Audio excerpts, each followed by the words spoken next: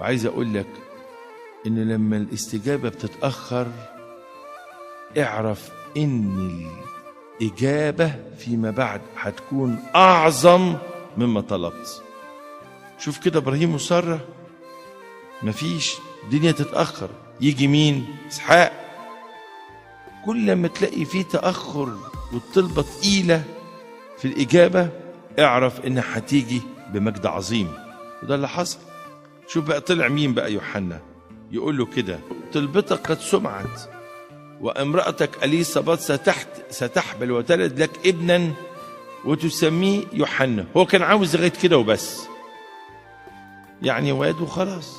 قال له لا بقى، ويكون لك فرح وابتهاج وكثيرون سيفرحون بولادته لأنه يكون عظيما أمام الرب.